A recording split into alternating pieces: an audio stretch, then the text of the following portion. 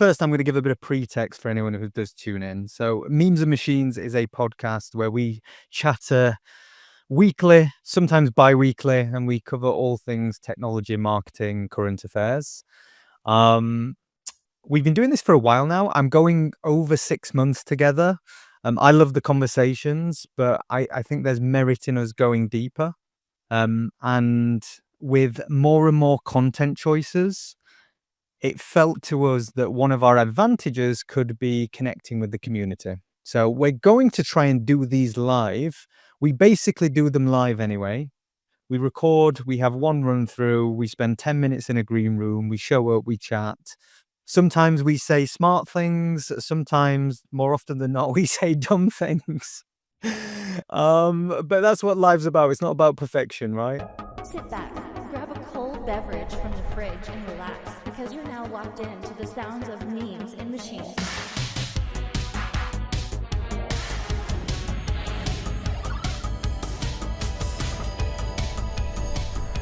And I thought, gents, for this week, we would be remiss if we didn't talk about the thing that has taken over the internet, OpenAI releasing their image generator.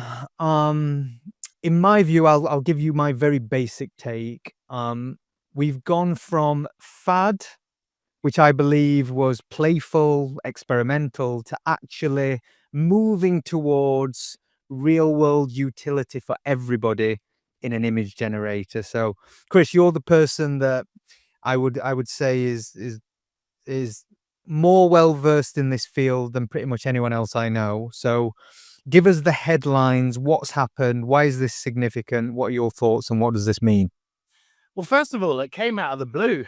It was really shocking. They didn't announce it, and everyone was waiting for a video update in Sora. And their previous model was called DALL-E 3. And honestly, it had slipped out of the top 5. And that's because others had really taken the mantle on things like listening to your prompt, or they had better styles like Midjourney does, or there was something like Imagen 3 from Google that came out, and then Ideogram got an update, and then a new Reeve platform came out. So really, this is quite shocking.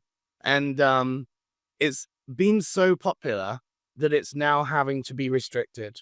That's exactly what you're saying by taking over the internet. Sam Altman, the OpenAI CEO, yesterday said, "I love that everyone's generating images, guys, but our GPUs are melting. They're quite literally like going on overdrive right now. So then they're having to limit to the free accounts on ChatGPT to only generate 3 images per day as of today. So if you're, watching this live and you want to go try it and then you get restricted, that's why." So yesterday it was, every single account could have access to this new image generator. You didn't need to be on the $200 a month plan or the $20 a month plan. You could be a brand new ChatGPT user on the free plan with the best image editing tool on the internet. So that's why it went crazy. But what's different about it? I kind of just give me the view on why it's different.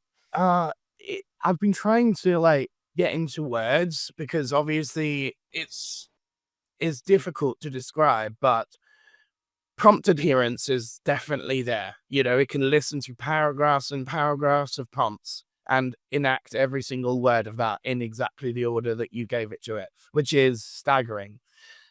That's the first big difference. The second big difference is it can look at images and transfer their likeness pretty good. It's not perfect, but it's like the easiest way to describe it is exactly where I am in the frame.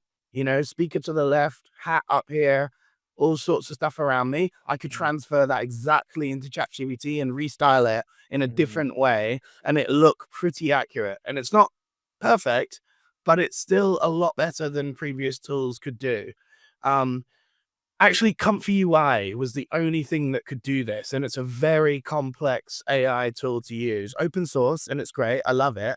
But it's like ChatGPT has made it so that you can make that much simpler. The user experience has got 100 times simpler than Comfy UI was to do a similar type of thing. So they're the big 3 things that it's done that are shocking the industry. Lots of people are making clickbait headlines like, "Oh, RIP Photoshop" and stuff like this. And no, not at all. But it's still a very good basic editor. And the first thing I said to Ben, and what I want to hear from Ben, is thumbnails, man. It can do text. It can write That's paragraphs the of big Yeah. thing. text. That's the big It Yeah. can thing for generate me, text. text. Yeah. What? And that was the massive thing missing, is like thumbnails needed to be handcrafted because of the text element and things. You could generate the image and the background maybe, but not the actual thumbnail through and through. Yeah, I tried to do a few thumbnail tests that were not great, but they still produced a result that made me think that you could build. I actually went for something just like, I just dive straight in and just chuck it, whatever. I just screenshotted someone's YouTube channel with all their thumbnails on and just said, "Here's my face, make me a thumbnail like theirs with this text on it." And it did like an all right, I'd say a 5 out of 10 job, but with a very loose attempt at like getting it. But it matched the yellow text, the theme of the thumbnails. And so Wow. in my opinion, you could just collect lots of thumbnails now that you want, that you like the style of, chuck in the images that you want, and then get it to like do a background. Like thumbnails are just a bit tedious to create for a lot of people because you have to learn Photoshop or something. If you want the thumbnail to look like all right, it depends what niche you're in and the style of thumbnails that work in that niche.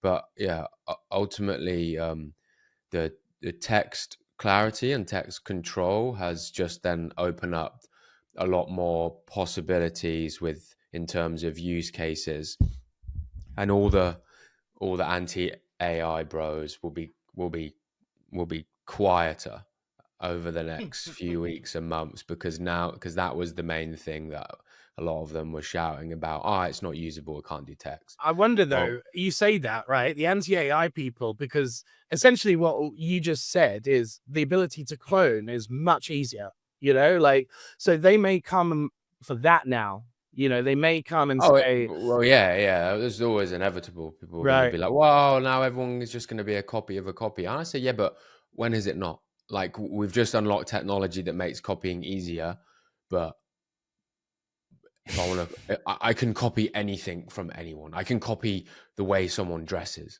I can copy, someone's book by reading it and deciding to just rewrite it. Like, now that we've just made copying easier, I don't think it really changes anything in the world. We've always been able to copy.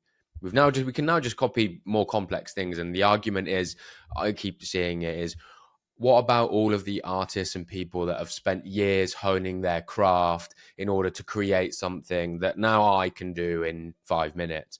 I say, yeah, but you're just looking at it the wrong way. Like, that person has spent years honing their craft, got design skills. I don't have that years of experience to be able to create something consistently, like in a style, in a way that's good. That's not the right wording, but you get what I'm saying. They've got experience, because someone on X, idiot, obviously X full of idiots. I just want to read this out because this is just sort of like so one of my friends was basically, who's really good at, he's a vibe coder. He says he's looking for an ace brand designer for a logo, wordmark, app visual design, promotional material. One guy just goes, honestly, use AI. Rev or Revi, ChatGPT 4.0, Claude, all you need. And I sort of said, doing all those things still requires an incredible amount of time, and also someone that has experience in order to produce the best outputs. He goes, meh, if you're creative and can envision your idea, it's easy. But yeah, if you have the creativity of rock, then no AI will save you. And I'll end on this. Being creative and designing something to a high standard are two different things. Just because you're creative and have AI doesn't mean you're going to be able to do a better job than someone that has years of experience in a specific design field. That I don't think that can be summed up any better when it comes to saying to people who are anti-AI because of, designers have said, you've got the experience to be able to use this to create something way better than me. Well, I think on that, Ben, there's a dynamic that's happened. Undoubtedly, the bar has been lowered to create. That's number one. That's nothing new. Since generative AI was introduced as a tool that we could use, the bar's been lowered to create. What this has done for me is it's equally raised the ceiling. So you go, the bar's been lowered, but now You have individuals with skills and expertise that have goddamn fucking superpowers. There is Yeah. a big difference now. And look, there is no shortage of mediocre things in the world. And my biggest bugbear with this conversation around generative images is a lot of people been saying marketing is dead, marketing agencies. Images generally, historically, have a limited utility in comms. You know, they play a role, they're part of a placement. You know, you put lots of images on websites, but they still have a limited utility in driving value and results. Marketing is nuanced. There's a lot more depth required to deliver results. You're trying to align commercial goals with the world around you versus your motive and your objective. These are really nuanced things. And all the people that flooded in and said marketeers are dead, I just think if you're a basic marketeer, sure, you're finished. However, if you're a skilled marketeer, I think the world is yours. And I've kind of gone into this on a number of times around, you know, right brains are people, creatives that entertain, they shape culture. Typically, right brains are impoverished artists. You know, we underappreciate creativity. Left brains, analytical, finance, coding, development. These are high value skills. They created a lot of economic value. We move to a world where AI is undoubtedly doing a lot of the rational stuff, a lot of the analytical. It's surprisingly good at the creative stuff. But really, the advantages probably lay with the creative. So, look, for me, when I looked at what happened with ChatGPT, I think the biggest utility was continuity, its ability to take instruction, as you said, Chris, and text. And like, I'm reading the chat here, and James said the text isn't there yet. I agree, it's not kind of 100% there for like brand usage, but for individual usage or creator usage, it 100% is, in my view. Like, I could dump stuff that I could never do on my own. So, like, I think Simple it's a use cases massive is good. step forward. It's definitely social media ready, you know, Yeah, maybe yeah, not yeah. like brand assets long term and stuff like this because of the continuity problem. But the best thing I've heard about AI so far is by a Hollywood producer called Paul Triller, who's maybe in my top 5 AI filmmakers so far. He basically said that small teams can name big. You know, that's what's Yeah. happened here is Nice like frame. you can have a small team and have a really, really big, like, you know, ceiling for everything. Like he made an entire music video with a team of less than 20 people. And it was because of the style match transfer and everything else, which was able to help those amount of people make thousands of generations instead of just one or two individual artworks. And yeah, I think that's the big thing is you said it earlier, Ali, like everyone now has the ability to sort of start making brand assets. And as Ben said, it's maybe a 5 out of 10. But where the marketers come in is better than that. You know, like you can now get an asset for your brands that you may want to use, but then you're like, oh, wow, I made this thing and it's doing well. Maybe I'll seek professional help to make it better. And it's a like easy step in. I kind of like that baby step, you know, because the problem with a lot of creativity is it doesn't get made because of money. That's literally what happens is everyone sits at the creative table, has great ideas, and only the financially viable ones are the ones that get made. And so nowadays, without it having to be financially viable, you can put a lot more out there with a lot less effort and time, and then make like new paths for yourself, which didn't exist before.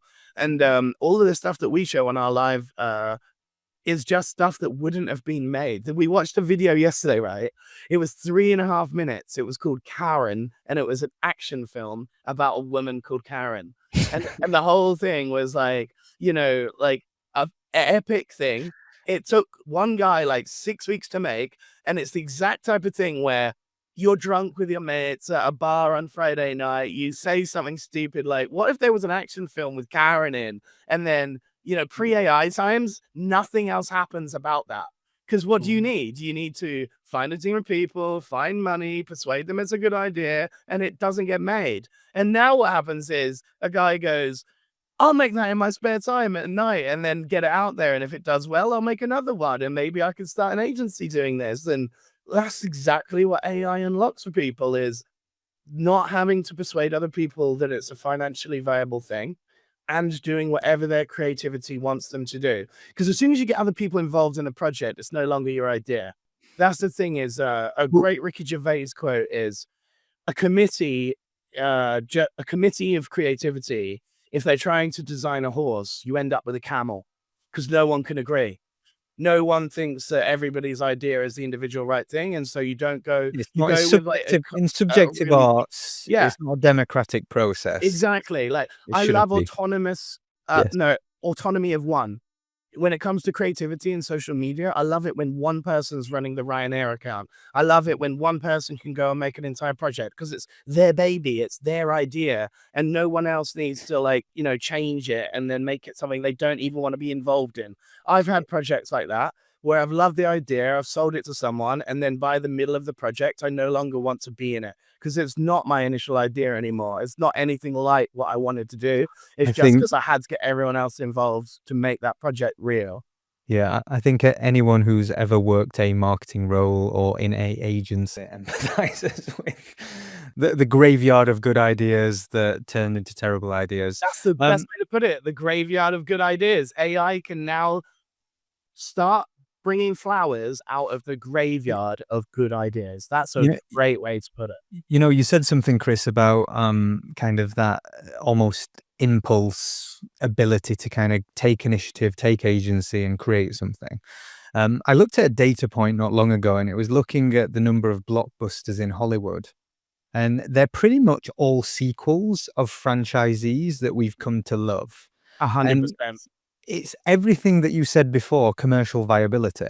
If you take a brand, a legacy Star Wars, you know that you can commission a Star Wars film and it is going to be a commercially viable project.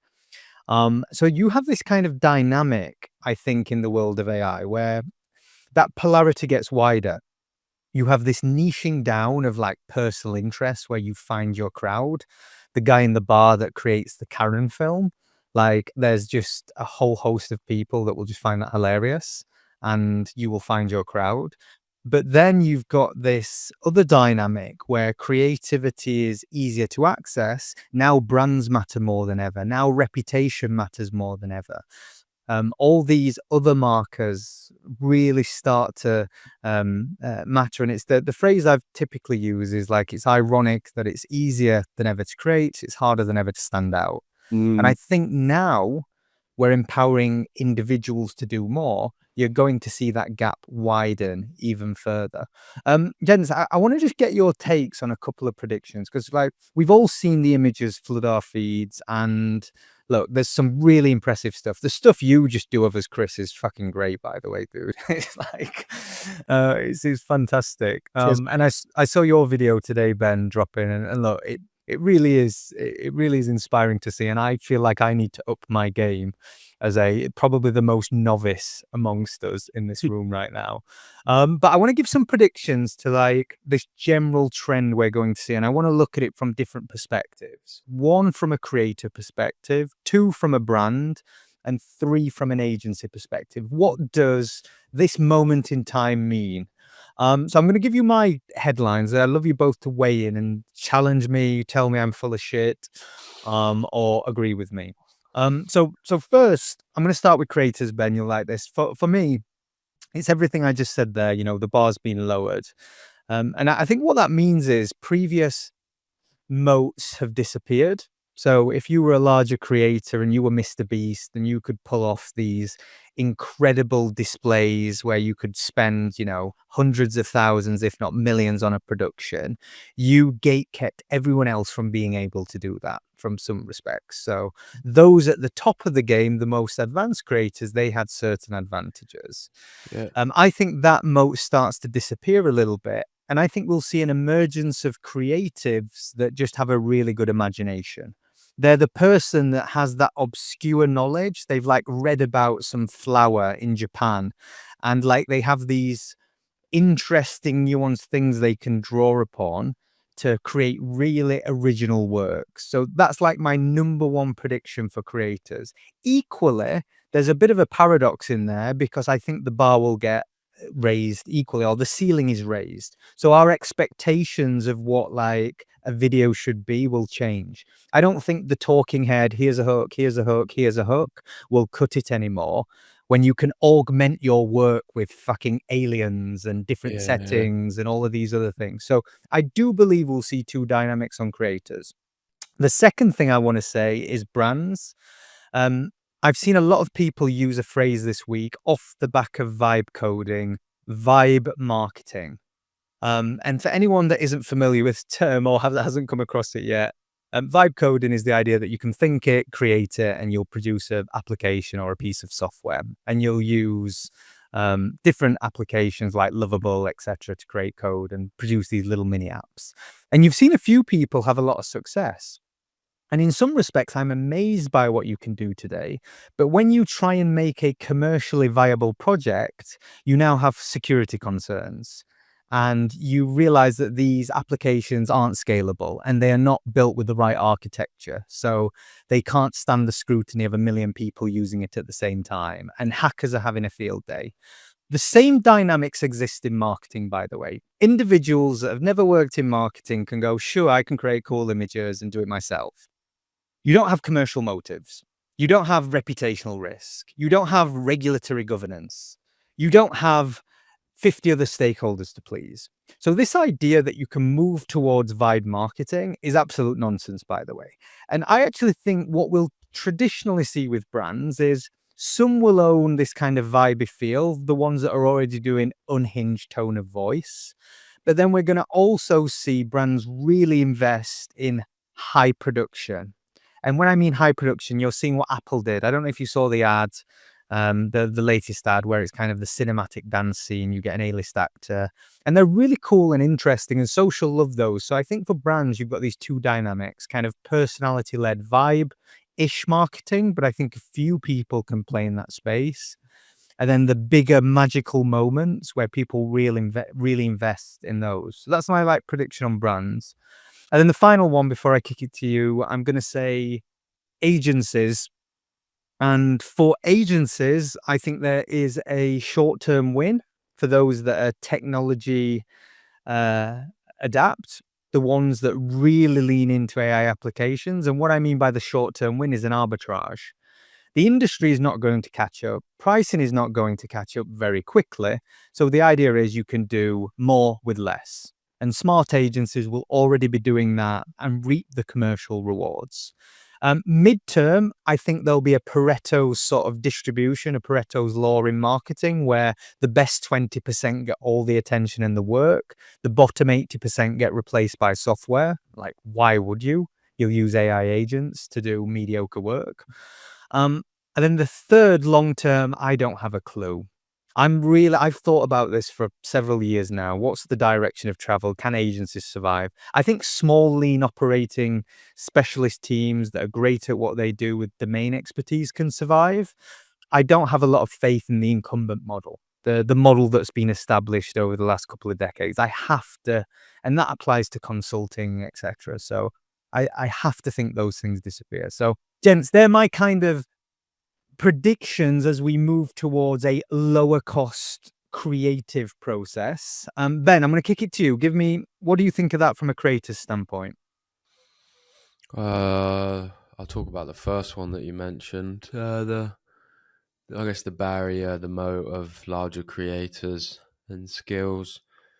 I think fundamentally the skills still remain the same in creation and more particular to video. You have understanding just psychology, storytelling, crafting engaging narratives, making on stuff that people want to watch. That can be done at a really low production value and still be done really well. But if it's done at low production value, then you have to be really good at storytelling. The script has to be good, or there just has to be raw emotion in there, which is off the cuff, which is hard to replicate through content that is crafted content because it's raw. I just think that we're still going to be in the same position where if the bar is raised, everything gets raised. And ultimately, we will still have an absolute sea of people that want short-term success and won't get it. And as the bar is raised, the things that will be perceived as that lead to short-term success won't lead to short-term. The things that lead to success today that become easier to do in a year's time will not lead to success because of the bar being raised. And like ultimately there's still going to be quite a level, and there's whatever it is, people are going to have to sink hours into it. That's all it comes down to, in my opinion, when it comes to creating videos. You don't have to be the most creative person in the world. You don't have to be super bright and intelligent. You don't really have to be fundamentally good at exceptional at anything. You just have to sink a lot of hours into learning what you need to be good at. And that's pretty achievable for most people. It's not like you're training to be a rocket scientist. You don't have to really be good at anything in particular. It helps if you're better at certain things, for sure. I won't lie, but actually, if I look at when I look at the average person, could they be a successful content creator? I said yes. They've got to find the niche first that aligns with what they're good at, their experience, and skills, etc. But fundamentally, in 2-3 years' time, people are still going to have to put hours into something, and that's what people don't want to do. And so I think we'll still be in the same place. Like we won't have millions of more successful creators because the bar will be raised and it will require hours to be put in. Anybody that's used the AI generation models will come to a realization that you still have to sink a lot of time into them. And do you know what I've actually realized? I thought I was creative. I think I'm really imaginative. When I sit in front of a model that I can prompt anything I want in, The blank sheet. I'm like, fuck me, I don't know what even to think of. I'm like, I could literally create anything here, and I can't create any. I have to go look for inspiration. And Chris will probably speak to this. Is that it comes with repetition. You like if you use the models more, you take more inspiration from everywhere. You become more creative. You connect ideas together, and you go, I saw that. I'm going to do that. You only do that. You only get to that point with hours. You can't just turn up at the model and go da da da da da. Oh wow, it's actually a lot harder than people think to produce something that's of high quality output. The output will get better, so it will be easy to just get what you want with the prompt. But actually, when we get to that point, it still then requires somebody with experience in just being creative with the tools that are available. It will always be a skill. I'm so glad you said that, Ben, because I don't mean any offense to my previous workshop people. If you're listening to this and I've taught you a workshop, slag them off, Chris. I'm not talking about you. You're taking their cash and now slagging them off. How dare you? My observations, though, are everybody learning AI right now without a creative background are like, oh, so you've taught me this and it's a blank box. Now what? And I say, well, I can't teach you to be creative in 2 hours. I cannot teach you a history of creativity. I can teach you the tool, but I had 1,000 things I wanted to try when this tool came available to me. And they were things I didn't know it could do. They were just ideas in my head that I'd been waiting and sitting and waiting and sitting for a tool to be able to enact them. I do 90% ideation and 10% execution. That's my famous thing that I've been saying on my podcast these days is I'm an ideas machine.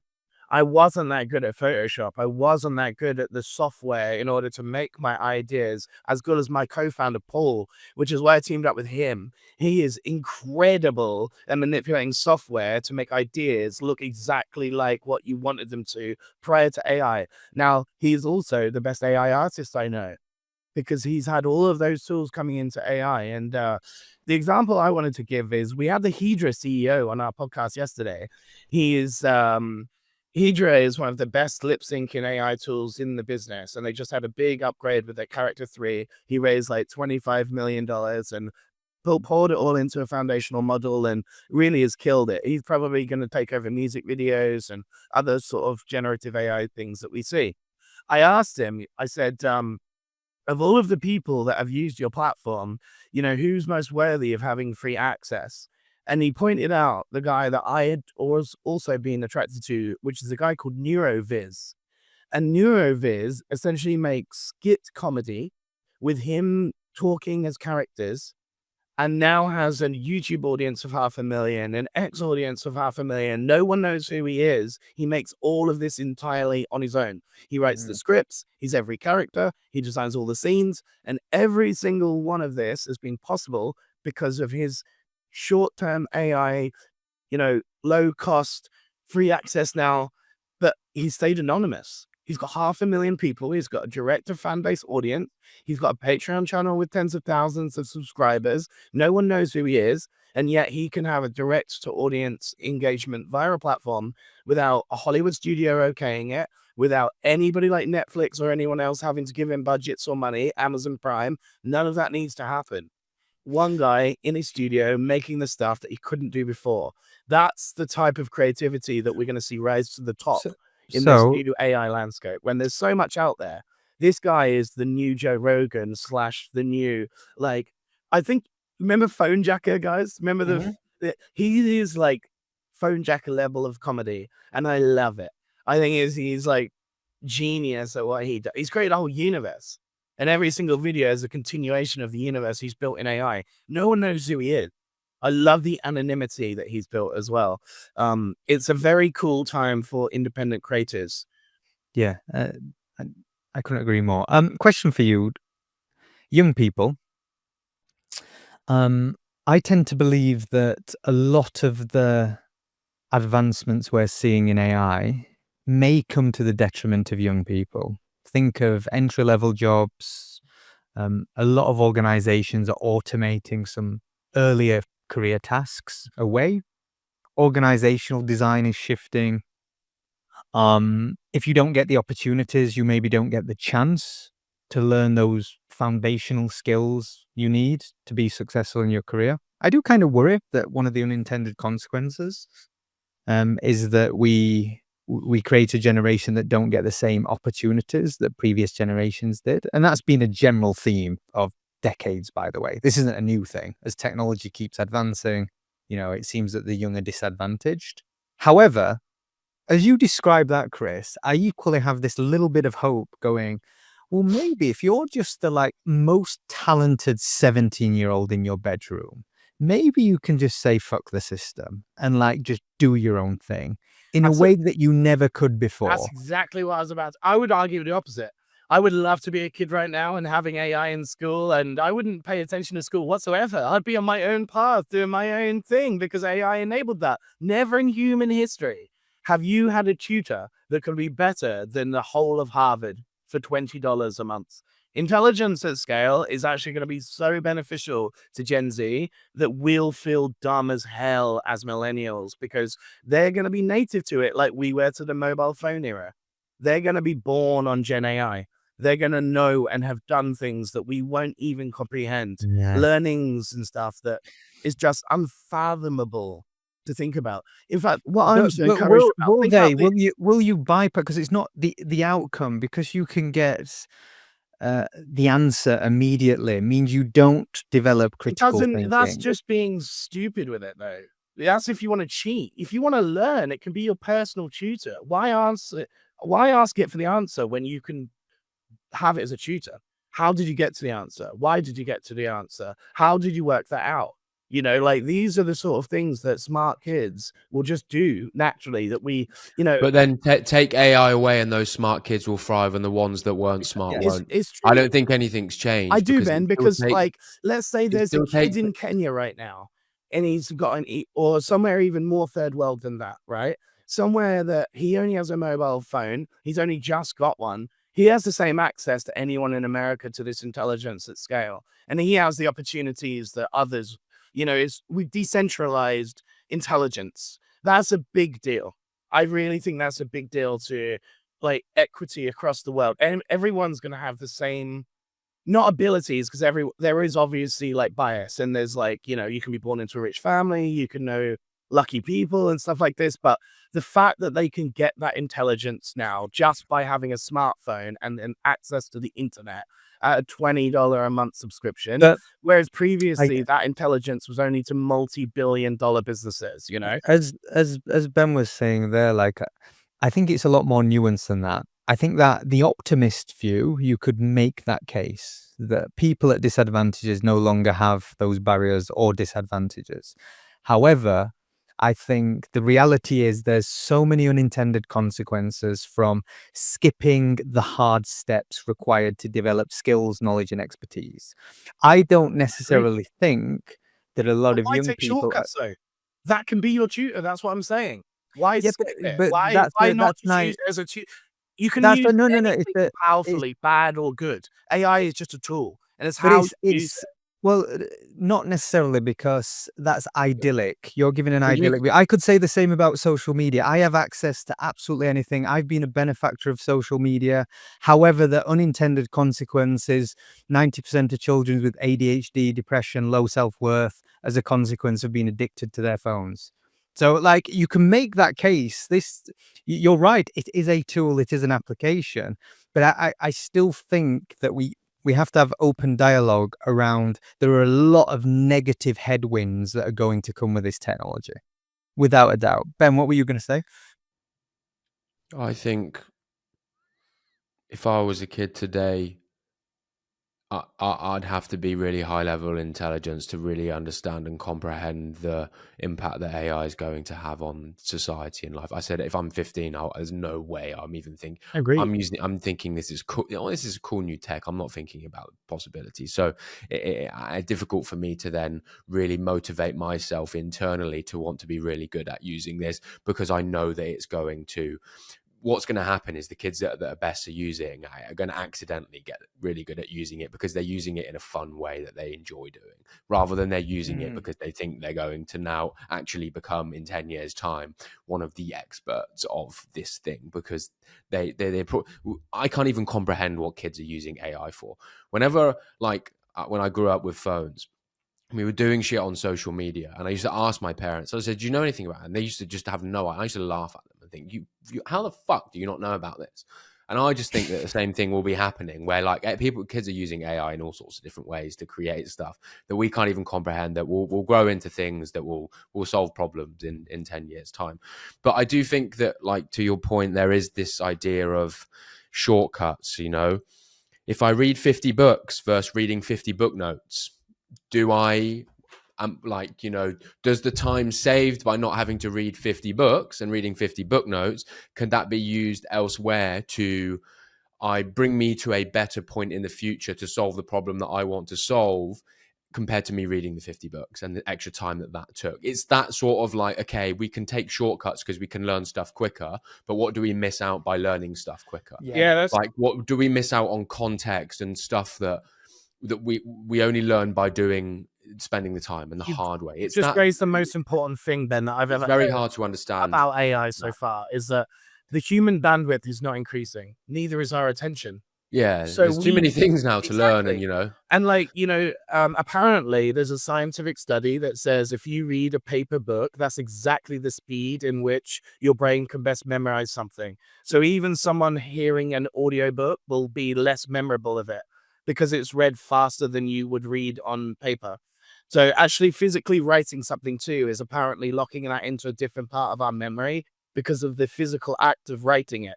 So if you want to memorize something and it's on a digital screen, literally just write it with a pen and paper and it'll lock it more into your memory. And therefore it's more useful. But like you say, if I'm saying all this because the caveat is that my co-host on the live stream, Andrew, he watches YouTube videos on 3.5 times speed and he gets everything. He gets every single detail of that video, and I can't sometimes get it from 3.5. on Fuck 1 me, time speed. I struggle on one I and a half said, too. does Like, it not all just sound like a chipmunk, bro? Like, how can you take anyone seriously? Like Neil deGrasse Tyson must sound like, and then there was this like little, but you'd have to pay and you're attention. like, You have to what pay the attention. hell? You have to pay attention to that. But I just everyone think, works differently, don't they? That's the yeah, thing, is yeah, yeah. everyone can take information in differently and you get to know yourself. And as you said, Ben, when you're 15, 16, you may not. The thing that I get annoyed at, Ollie, is we're all at an age now where we're thinking, oh, business owners are using this to hack their marketing. Yeah, but 14-year-olds are doing Shakespeare writes Eminem lyrics and sending it on Discord. Like Ben said, they're having fun. They're not Yeah, thinking yeah. of They'll just be hacky having fun. business Yeah, solutions or YouTube thumbnails. yeah, yeah. They're having real They're creative roasting their fun with it. friends. They're roasting their friends and cheating on homework. They're making memes of themselves, and they don't know it, but they're becoming marketers. They're Yeah, making memes and then understanding how computer vision works, how AI works, how prompting works. They don't even know they're doing it. Just like we didn't know how, when we would, remember it was 15 to 50p a text message?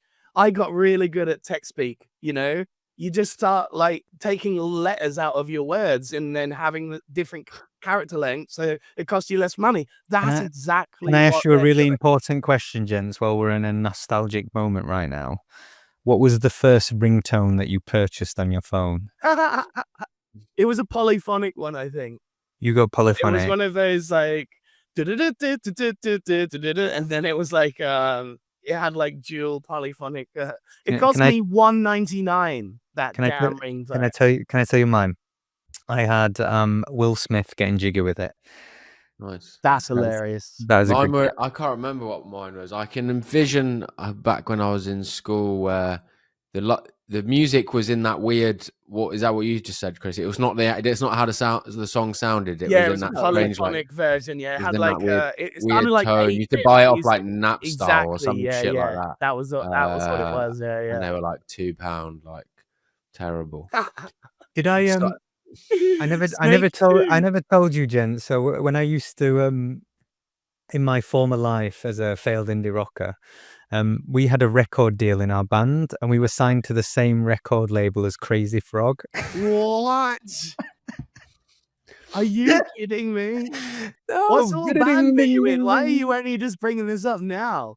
How come you've been mocking me as a DJ, being dirty politician for a decade, and then You're only still bring it up? Chris. I don't want to know what you get up to in those internet pits. We are learning out about all this stuff. Please tell Yeah. me it was an emo band and that you were the front singer or something like that. Tell No, me it. no. Tell me. No, I think. sorry. Go on. I was just going to say, Oh, just to round that off, yeah, I was about to cut you all off. to not Go back to embarrass the normal myself, it conversation. was a very cool. So, you know, when you're young, we thought we were a indie/rock band, but our label wanted us to be a pop act. So creative tension, and I'll leave it there. But anyway, Ben, hit me. No, I was gonna shut you guys both up and just cut that to move on. I just ultimately think on the AI young kids, like, it's information overload. It's, you have access to everything in the world now, and how do you basically build its mindset? Everything is mindset. It's building like the mindset that can focus on one thing or a few things and not easily get distracted by all of the shiny things on the shelf that pop up every day. And yes, now people have more access to things, but I don't think that's necessarily a good thing, because it's more distractions. And it's the problem that everybody faces, you know, when there's something new and shiny comes out, and you think it's like the better to focus on that, and it's just dialing in and focusing on one thing, one area, one skill, or many skills, but related to that area. And those are the people that will come out on top, like, in my opinion, still, like, rather than sort of jack of all trades sorts of person. There was a really good question being left by someone who's watching called Bernard, and he said, how is any harm or perceived harm with AI currently being measured? I appreciate that question, maybe for a different episode. I'd love to explore that too, honestly. I have no idea. Like, what metrics are we using in order to understand how kids are being changed by this? Like, I really would like to know that as well. And whether or not because I know there's been a lot of, like, I used to be a university lecturer, and there's been a massive, like, issue with, like, papers being written by AI and things like this. And, like, the perceived damage of that is obviously that they're not actually learning the skills. And the problem with that assumption, though, is that all universities should be giving AI personal tutors to these kids, and that is the actual education system and the submitting of an essay being the understanding of the knowledge that's actually at fault. So there's, it's hard to measure against, like, traditional systems, is what I'd say to that answer, Bernard. It's like, there's new AI is rewriting the rules, and many of the things that we think, like, standardized tests and, grading people on, they got an A or B, and that's not going to be the way of the future, or understanding knowledge. It's just not. And lots of media will change as well. Like, like you said, Ollie, in the green room, like, live streams will become important. Humans telling human stories will become more important. Lots of things will change, because ultimately there will be a lot of automated content out there, and people will crave, like, human stories from human people. Yeah, just on that, I read a really interesting study that it didn't look at a more comprehensive impact. It certainly wasn't about measuring, but it looked at cognitive decline and a lack of critical thought in the workplace.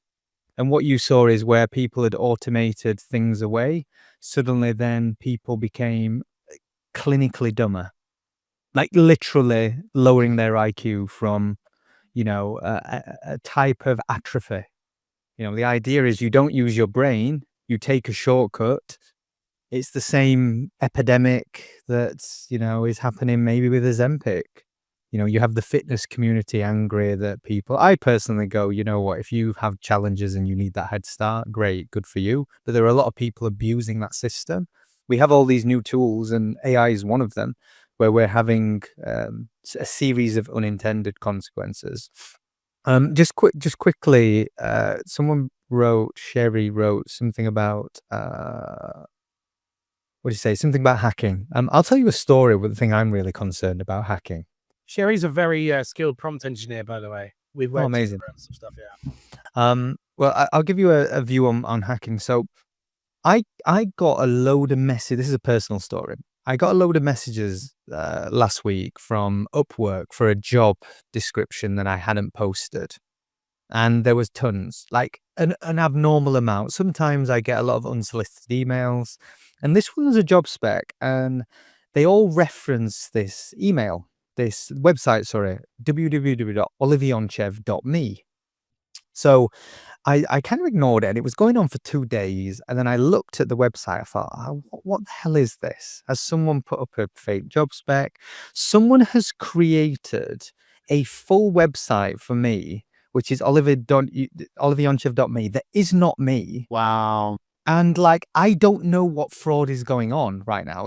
I That's can terrifying. only surmise that people on Upwork are being manipulated. Look So I at Ben reported it to smiling. Upwork. Look at Nice him website. smiling, understanding how bad this is. That's No, terrible. no. That picture's a bit. No, I'm looking at the website. You can't even take down a web. The thing is, I think I can speak to action fraud. I've done a bit of research. It's quite difficult to get a website removed. And the reality is what's unsettling. I'll tell you the serious part. The unsettling part for me is I don't know if this is an attack on me, manipulating me, or it's some type of identity fraud or contributing to that, or it's using me to manipulate others. That's one really concerning. The second bit, which is a bit more ego and a problem, the second bit is the website's really shitty. And if people think that's me, I'm like, the ego in me is going, I would not produce that. I would not produce that nonsense. And the Pixelated reality is, picture on the front. this has been made really easily with AI. Someone's just made this with AI super quick, where historically that would be so much friction and effort. Yeah. Removing all friction has consequences, and they are not always good, by the way. They got our podcast on there. They're nice. Sick. That's what I mean. Got our podcast on there. That is hilarious. They do. They have the podcast on there. It's actually very accurate. They've got all my email addresses. Garner real authenticity then. That logo. Do you like the logo? The logos. I quite like that logo. The OY. No, the OY is okay. The rest of it's shocking. Oh yeah, the rest of my it's shit because God. the pictures are a bit pixelated and. But this is a real problem that people aren't aware of. yeah. This is branding logos, not The bad. clone army is coming and nobody knows how bad it's going to be. 6 months from now, the repercussions is going to be wild. I really do think that. But at the same time, a human needs to buy a website certificate and host it. An AI can't do that stuff yet. Even agentic stuff right now would need your approval to type in your debit card. And you could use operator and instruct it. And I know there's certain restrictions right now. Yeah. You could go transact. Yeah, possibly. Yeah, possibly. Look, it's not out of the realm of possibility very quickly. Yeah. It's kind of sketchy, isn't it? And I recognize that this cloning issue is going to get a lot worse because, like you said, a lot more people now can do it a lot easier. Because, the argument here is Photoshop's been out for over a decade. Anyone can manipulate any photo into anything they want. But only 1% of the topmost people with the skills. And the argument there is, if you're a really highly skilled person, your ethics might be higher too. Whereas if you're a very low skilled person, you're unlikely to have the same sort of ethical compass. And so therefore you're more likely to do things like clone somebody or rip somebody off. One thing I would say to that is you can never win by cloning though. You know, I'm sure China's trying to do a good bet like, against that argument. But to be honest with you, if you're always copying It depends. someone that's ahead of you, It then depends what you're never doing. win. It's the if you want to be number one, yes. If you want to be in the game, no. Like the reality is, it's gold medal syndrome. Everyone looks at the number one in any given category and emulates, copies what they are doing. The challenge with gold medal syndrome, the challenge with doing that is you will never be a front runner. Like you'll never be a front runner as a consequence because you're not experimenting your own way to the right answers. You're not leading a field. But that doesn't mean you can't have tremendous success by emulating or copying. And actually a lot of people do. There's something that What Sherry just value said. is there now if everyone could do it? Like the value before is it's actually quite hard to copy, because you need the skills to be able to copy. But if you copied someone else and then someone else copies you and then someone else copies you, it's all of a sudden valueless. 100%. Sherry just said something here just about in real life became much more valid. And I totally agree. If I try and spin this a little bit more positively and transition to some kind of actionable advice for people, I would say the thing we're doing here is trying to create a deeper connection. And my view, and me and my friends were talking about it this morning, in a world that is dominated by AI, we need more depth of thought. That's more original takes, original stories, live streaming, community, book clubs, running. And I use the reference of like the Speeds and the Kai Sense of the world. They're some of the most influential people on the planet that your parents have never heard of. And it's because they have built a deep, deep fan base. They're in the room with you 24 hours a day, all the time.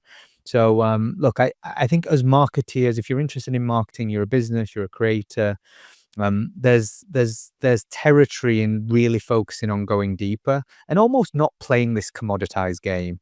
Yeah. Like just basic generic nonsense that is just proliferating the internet, comment bots, all of this stuff. Ben, let me wind you up and run at that. What do you think of comment bots? Give me a take. It's just lazy. Get your energy up. Get your energy up. I know you want to rant about comment bots. Oh, it's just like I say, if you've got nothing good to say, don't say it at all. Like, and it's just like that. I've voiced this before on the laziness of people showing support. Yeah, but like, write a comment that's interesting, that's valuable. Like, you don't have to put good insights. Like, but people would just do it because they think it's hard to know who's commenting to actually support and who's commenting to just basically do it to comment. And that's what I would say when I actually call it out. I have to hold my hand up and say, genuinely, if you're just posting on your friends to support, then fair. But if you're posting to like show support, but actually it's because you just want to comment, then I say, well, fuck you. Like, there's just like no point. Like, what happened to PG Ben?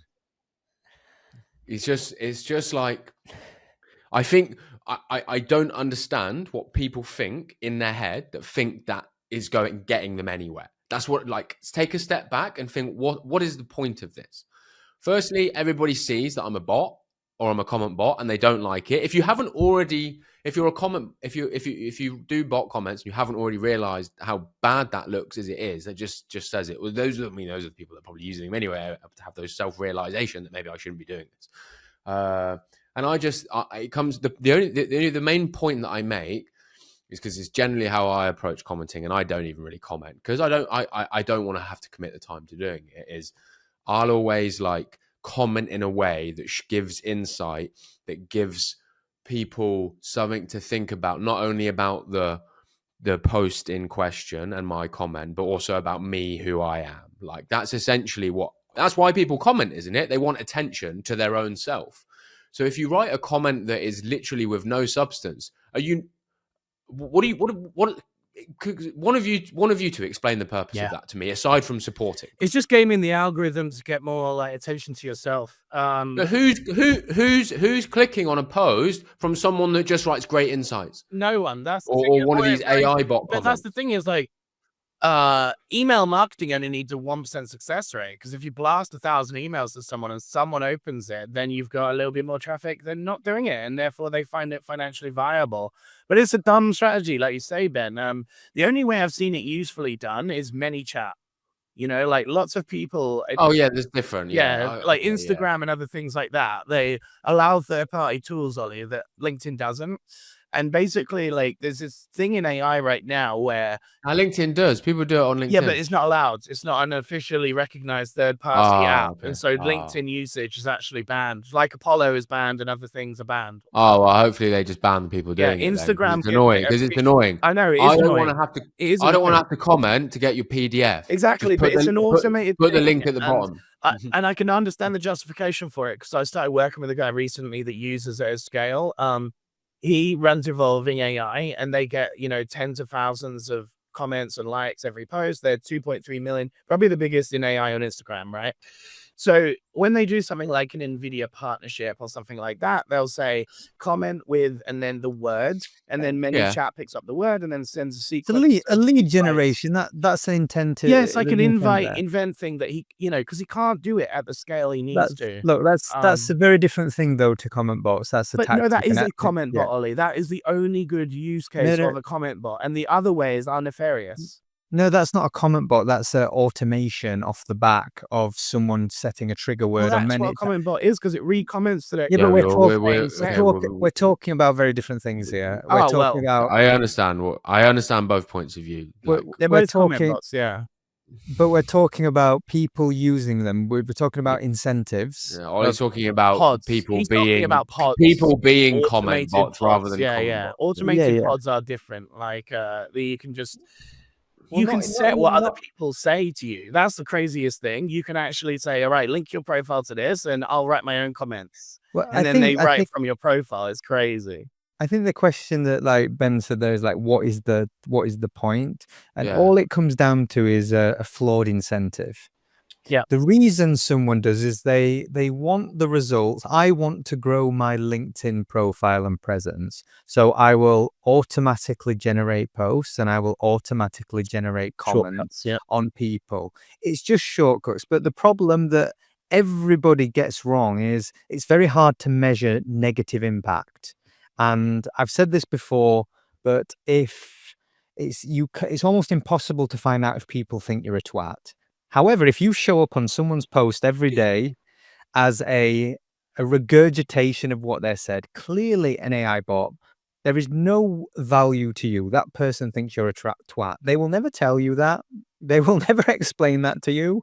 And think of that now at scale on the internet. So look, I have a little bit of empathy for people trying things and going, hey, this sounds good. You can get engagement and grow your profile because we all want better opportunities. We all want more. So I'll start from a place of empathy. However, it's just misguided. Like, you just shouldn't do it. It's stupid. And even it's always been my bugbear. I've had temptation to outsource my personal brand at points. Running businesses is busy, writing content takes time. And I've always resisted the thought of outsourcing it because I just go, it's not me. Even if I'm using a partner to help shape my ideas and give me best practice and had to do some of the delivery, it's That's just exactly not me. right. It's not personal. So And I've then always stayed away from that. my biggest bugbear with that, Ollie, is that you'll get like, and I don't mean to call anyone out here because I know you are friends of people that do this, but like, you'll get PR agencies managing big CEOs and then having a LinkedIn profile for them talking about authenticity. And you're like, how can you, someone who is not that person, writing on behalf of someone else's profile, write about authenticity? It's like the irony of that is like so big to me that, but then the other side of things, like you say, is does people really expect that a multi-billionaire sitting on LinkedIn all day and doing content and writing comments? Like, surely that's not the case. So like, Well, then don't talk about being authentic. exactly. Don't just make content Bullshitter. about like, making other people think that it's possible. Like, I loved Gary Vee when I first found out about him about a decade ago. And then you find out he's got a whole media agency that he spends as much budget on his own content as he does clients. And that there's a whole team of people running Gary Vee's social media, and that it's not just him. And But you know so what? it's very frustrating for him to them to talk about authenticity and making I would content and being a media agency and all this stuff. But the difference is, though, Chris, I think with Gary Vee is He did it in a sincere way. He was the originator of don't create, document. So this idea that he'd have a team of people constantly clipping, documenting, filming, taking things he says, transcribing them, turning them into audio formats. He was just very big on that as a strategy. And in some respects, that strategy is arguably in a more fragmented social world, more effective today. I suppose there is a nuance because you're right. Like the vast majority of people running personal brand agencies are copywriters that just do copy, right? Generally speaking, the good ones, and I will speak to my friend Ash. They're very much alignments, and they fight the good fight. They make a very clear distinction between LinkedIn and a personal brand. They make a big distinction between your digital reputation. And the thing where personal brand agencies get it wrong, in my view, is they don't understand the nuance. The nuance of having a reputation at scale is I can message a CMO of a company and they respond to me. If I started my career 10 years ago, that same CMO doesn't respond to me. That's a personal brand. That's a reputation, but that's been earned over 15 years, right? Of doing things, trying to create value, having some successes, etc. So I think there are people in the industry, but they're in the minority, Chris, to be honest. Like, but I've genuinely struggled with the idea of outsourcing me. Yeah. And maybe I'm a control freak. No, Some just people think are more about the three comfortable with words you just said and the fact that they're in a sentence together. Personal, it. brand, agency, right? How is that a thing? No offense to anyone doing that, but like personal cannot be somebody else. That's not personal anymore. It's not a personal brand if somebody else manages it. Now, I will say though, I think those sort of agencies should exist, but that they shouldn't be making content for these people. They should be doing the like outreach, Advisory, strategy, yeah, the video strategy, production. but they should not be the ones actually Well, making they content. will argue that they will if you're not a natural content creator or you don't have time, is there a world where you can curate and invest energy where they interview you and bring your ideas and format them and bring them to life? So look, I think there's a world for them, but the vast And majority of the industry is garbage. Follow Gary Vee around with the camera and then just get him, like not Gary Vee, because he is like great at doing his own stuff. But let's say you manage a big CEO at a company and they don't want to have a social media presence. The only true authentic way to do it is to follow them around with a camera and hassle them to make content. There's no way that you can like be them. As you said, Ollie, like no one can be you. Like you can Yeah. pay someone all the money in the world, Yeah, but they're not they going to have your ethics and your background and your thinking and your strategy. You can't imbue that on someone. Like even a handover saying this is how I talk, and it doesn't matter. Every situation, every conversation is new.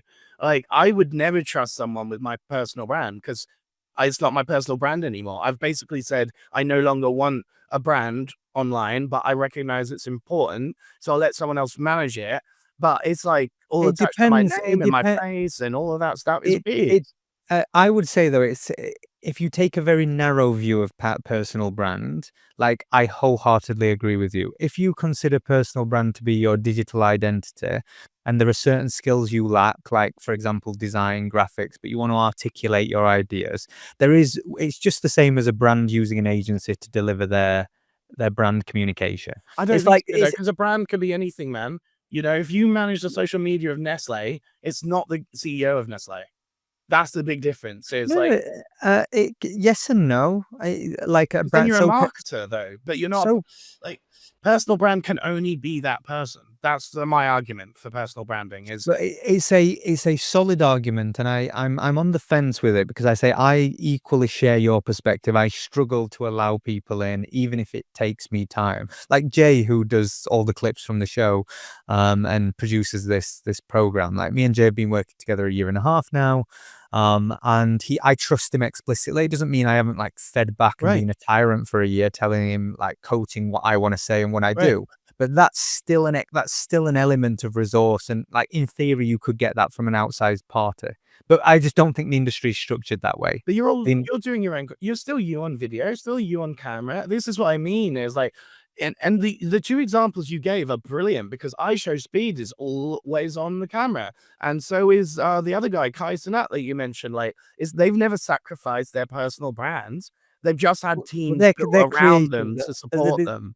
You know, It's a like conflicting line. They're creators. Like if you're building a business, your brand and reputation, there are more nuance. Like I'll give you an example. When in my last business flight story, I was very conscious because I had lots of clients. We had, over 100 team members. I was very conscious of everything I said publicly. There was a filter to my words. Once I exited that business, I'm now free. It's not that I don't have responsibilities and different teams and stakeholders, but I play a different role in companies now. yeah. So as opposed to running them. So there is a distinction where now I feel a little more liberated to close my own truth Yep. gap and be honest. And actually, as a creative, I feel that's a bit more of an unlock. But look, these worlds are all conflating. The distinction between an entrepreneur and a creator and a celebrity, where like everyone's vying for this really valuable commodity, which is attention on whatever it is they care about. And everybody cares about themselves. And like, Chris, you're in the business of you forever. So you have a personal brand and you care about it. Ben's the same. I'm the same. We're in the business of us forever. So we should invest resource, energy, time in that. By the way, I did have breaking news. You know, my cloning exercise. Yeah. Uh, Joseph's just said that it was actually someone who did it as an exercise for me. So I feel bad for slagging off. Oh my God, you set this up and pretended someone covered you. No, I'm joking, of course. It's easy to forget like staging stuff like that, to be fair. No. I get so many hacks though, like genuinely in companies. Wait, you got someone to make that website? No. Someone's just said that someone's done it on that. They've like gone bought a prefix, they bought a domain and gone and made it to like impress me. And but no one said anything. No one's messaged me and said, it's "Or not a nefarious thing, basically, Ben. It wasn't him, but like I'm just Yeah, because I did think that the Why would they email is your Yeah, the email. yeah. All of the contact is your email. Yeah. Otherwise, it would be something else. I've done it to impress you. No. I'm like relieved now and Yeah, of mildly course. guilty that I've just been shitting on it. So, but I was just confused. I was like, this is a fucking edit. Are they trying to steal my? No, it's a fair. I mean, I would expect them to have at least emailed and said, "By the way, I'm going to make a website." Yeah, right. Or I'll just do it. My mind would go straight to extortion as well, or some sort of rip-off. I wouldn't think, someone's trying to compliment me and give me. They want to build me a marketing website. and- Well, They can do it. can I Who's tell doing you that? Can I tell the distinction? 2 weeks prior, we had someone that set up a bot that was auto-applying on the co-created website. So it flooded the Oh, website and it was triggering the zaps. So I had like zap credits run out super quickly and it was happening every minute. I had to put a catcher on the website to stop that happening. Wow. But like in the moment, You fucking vibe coded it, didn't you? That's why, mate. I didn't like. And this is the thing. I'll be honest, chaps. This is the thing about business that people don't fucking understand. When you're a little more involved in a lot of businesses, there's so many things that go wrong Yeah. that you just can't predict for. I had no idea 2 weeks ago someone was going to try and hack the website, whether it was just someone taking the piss. I don't even know why anyone would do it. But someone set a bot on the website, triggered all our zaps, got a big bill, and then you have to figure out, how do I fix this? Like you're in constant, okay, how do I fix this? That was like a true story. So I was paranoid. I see a website, I'm getting hit with these job applications, flooding my inbox. What's the job for? A Figma is like a website designer. It's like honestly, very confusing. Very confusing.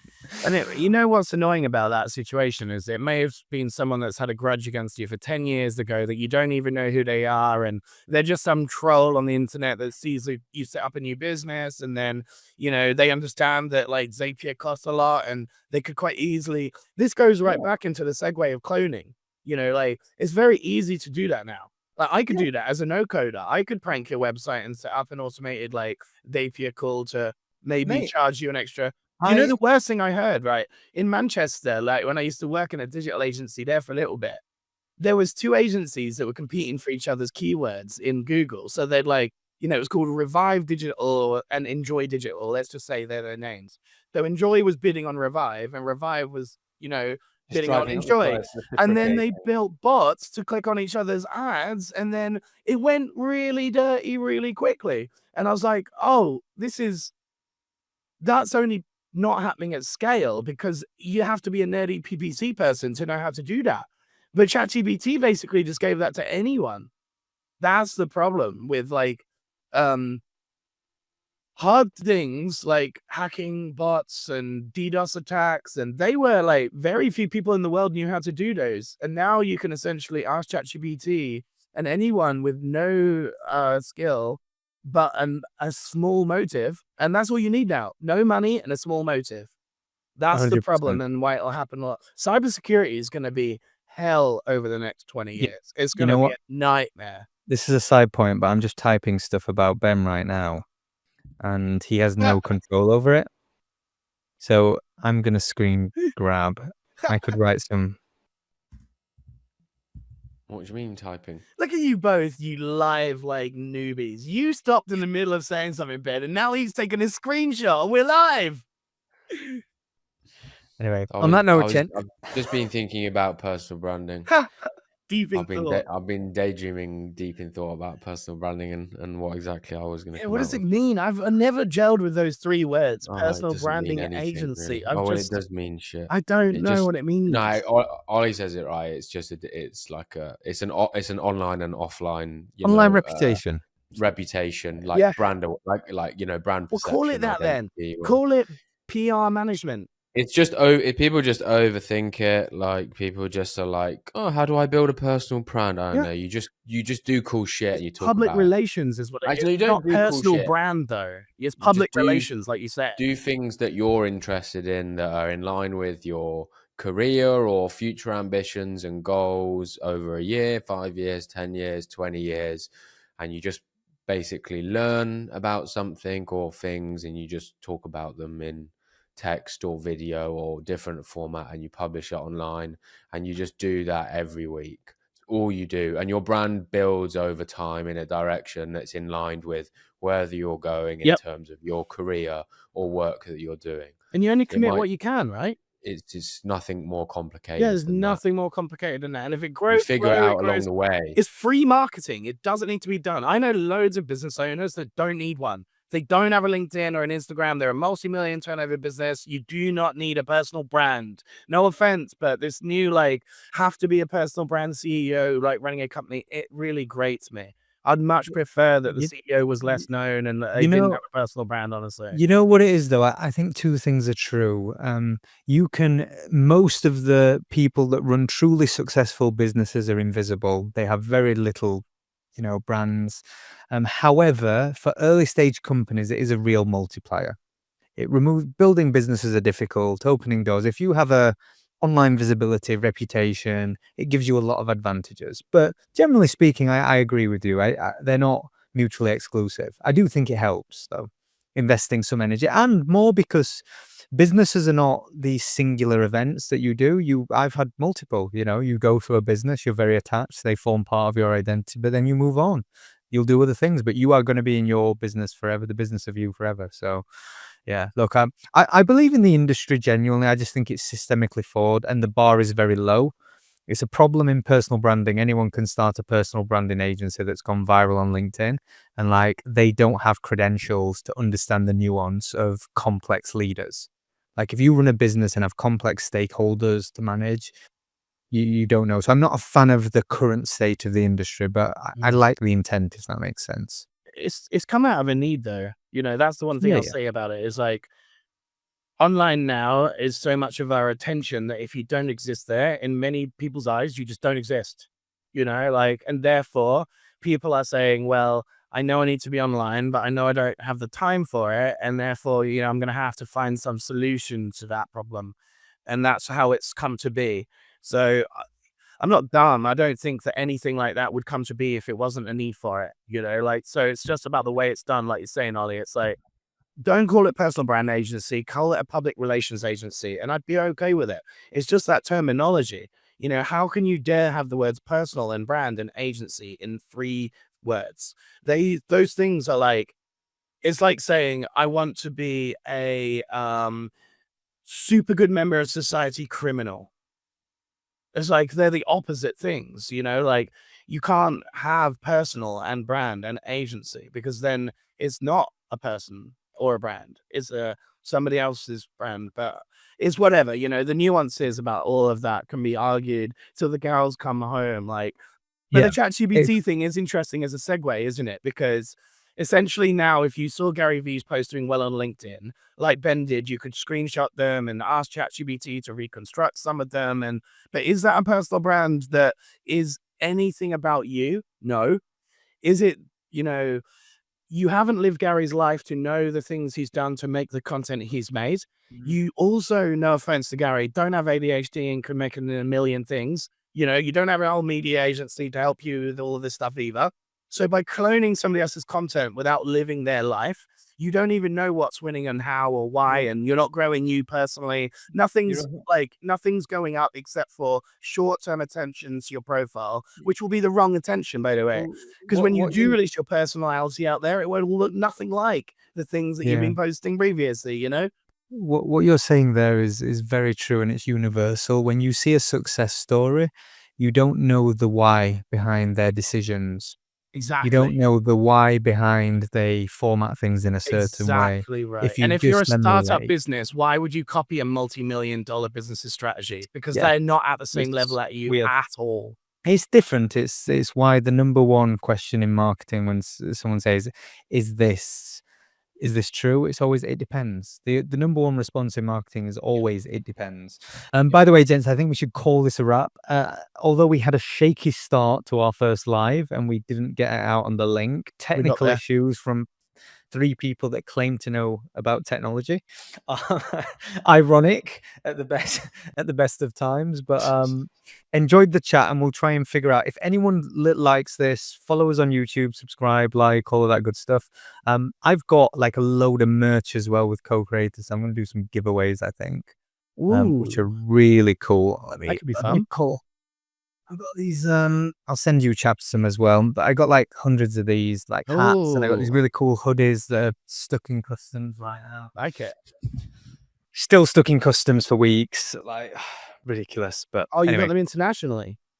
Yeah, got them by freight on train, but they're very heavy. They're they're like really high quality boxy hoodies. Nice. They were pretty expensive. So I got loads of those, and now it's sunny, which I'm not complaining about, but less relevant. But No, hoodies are all year round thing for me. yeah, absolutely. Anyway, thank you for everyone who's tuned in and commented, and we'll try and make this experience better. But this was a fun thought experiment, and I think we're going to keep doing it. Yeah, So good first appreciate it. go. Cheers, Sherry, for turning up. Bye, everyone. Yeah, cheers, Yeah. everyone. Bye-bye.